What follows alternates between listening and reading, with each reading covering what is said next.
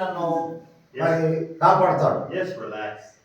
నాకు చాలా ఫ్రీగా అలా ఉండండి, ఏం ప్రాబ్లం లేదు. And I took it to my heart. నా యొక్క హృదయం ద్వారా నేను చెప్తున్నాను, I will relax. నేను చాలా హ్యాపీగా ఉన్నాను. Because the Bible tells in all our situations, when we are up, when we are down, when we are healthy, when we are sick, we should give thanks to the Lord. పరిశుద్ధంగా ఏం చెప్తుందంటే, మన కష్టాల్లో ఉన్నా, బాధల్లో ఉన్నా, ఎత్తు స్థితిలో ఉన్నా, దీన స్థితిలో ఉన్నా, ఏ పరిస్థితి ఉన్నా సరే దేవుని మాత్రం స్తుతించాలని చెప్తాం. Hallelujah. Hallelujah.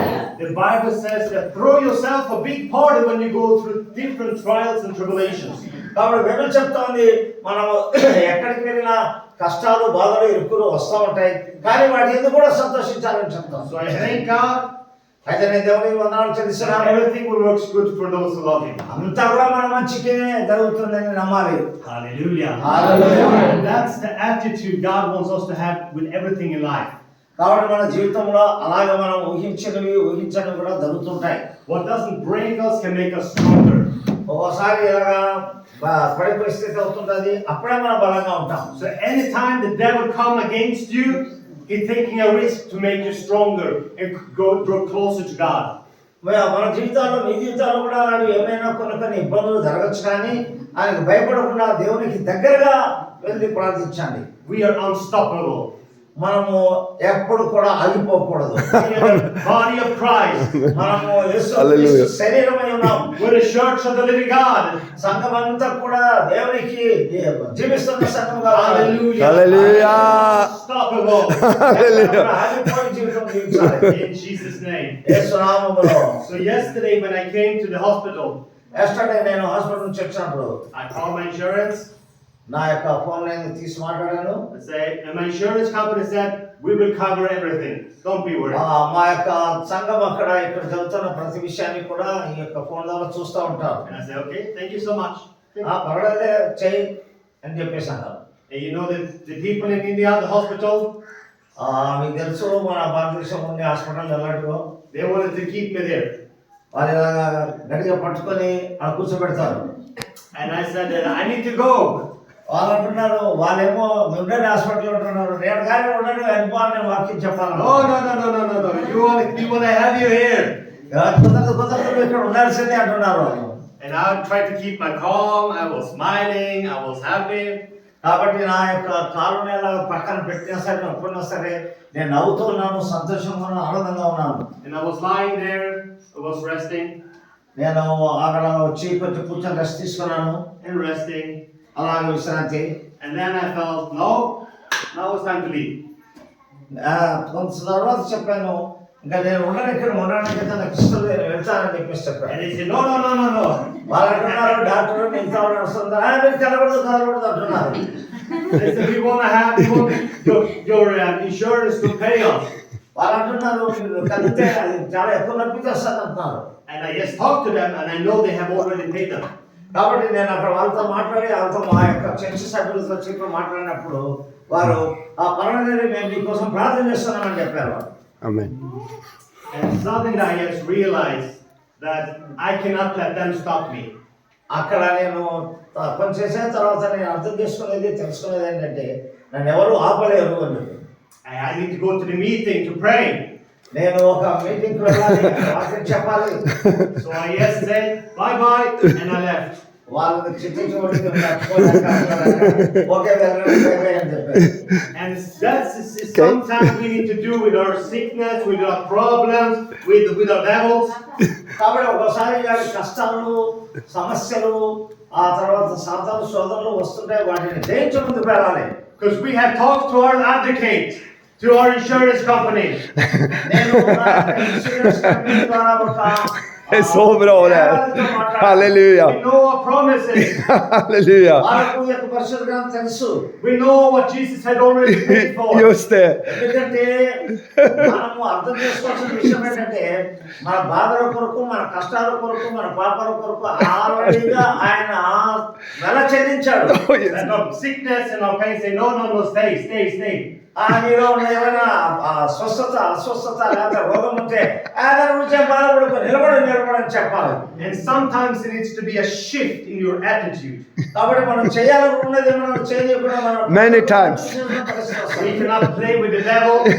మనం ఆ యొక్క దైవ శక్తికి భయపడకూడదు. Are you with me? Yes. వింటున్నారా? The Bible talks about when the kingdom suffering violence, the violent people are taking it by force. కాబట్టి మనము సాతాను శక్తి ఎప్పుడు కూడా అధికారాన్ని చూస్తుంటది కానీ మన ప్రభు మనల్ని ఎప్పుడు కూడా విడుదల చేసి పంపిస్తుంటాడు. And to be a lioness inside of you, they raise up a roar.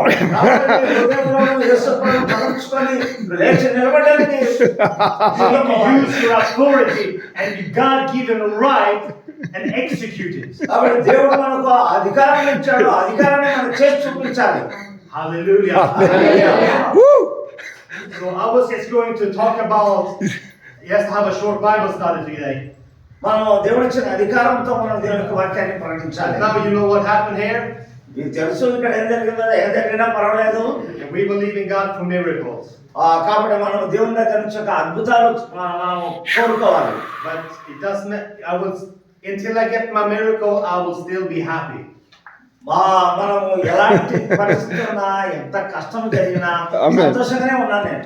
Hallelujah. Amen. Amen. Father, I thank Oh, you for tack you. for- Yes, tack for when we fortsätt. open up the scripture today, Amen. I'm asking you, Holy Spirit, to teach us and help us to understand your principles in your word. కాబట్టి ఏది ఏమైనప్పటికీ మీ దగ్గర వాక్యం చెప్పడానికి ఇప్పుడు వచ్చాను. దేవుడు ఏదైతే చెప్పండి నా యొక్క మనసులో పెడతాడో అది నేను మీకు అందిస్తాను. I ask you to give me wisdom and strength to speak your word exactly how you want me to speak them. కాబట్టి నేను దేవుని అడుగుతున్నాను, మీతో మాట్లాడడానికి తగినటువంటి ధైర్యము, మంచి శక్తి, అంతేకాకుండా ఏం మాట్లాడాలో దేవుడే నాకు సహాయం చేస్తాడు. And I thank you for you pouring out your spirit Sakatala bashatala bakatala. పడాలంటే పరిస్థితి దేవుని and కోరుకుంటున్నాను. help us to step into our calling and our destiny. మన యొక్క పిలిచిన పిలుపుకు మనం లోబడి మనం చిన్న మన నిరీక్షణ కలిగి ఉండాలనే విషయం చెప్తున్నాం. Hallelujah. Hallelujah. Hallelujah. Hallelujah. If you go to Luke, లూకా సువార్తలో మనం చూసినట్లయితే Luke 2, 2వ అధ్యాయము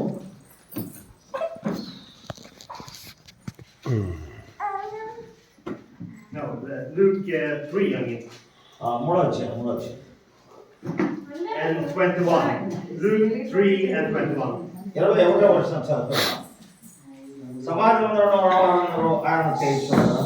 ఆయన నేడు మీ వినికిడిలో ఈ లేఖం నెరవేరిందని వారితో చెప్పసాగాను. అప్పుడు అందరూ ఆయన గురించి సాక్ష్యం ఇచ్చుతూ ఆయన నోటి నుండి వచ్చిన ధైర్య మాటలకు ఆశ్చర్యపడి ఈయన యేసేపు కుమారుడా అని చెప్పుకొచ్చుండగా ఆయన వారిని చూసి వైద్యుడా నేను నేనే స్వస్థపరచుకున్నాము అను సామెతలు చెప్పి కపెర్నహూములో ఏ కార్యములు మేము చేస్తామని మేము వింటిమో ఆ కార్యములు ఈ స్వదేశమందును చేయమని మీరు నాతో నిశ్చయంగా చెప్పుకున్నాను. Hallelujah. Hallelujah. This is when Jesus was baptized, right?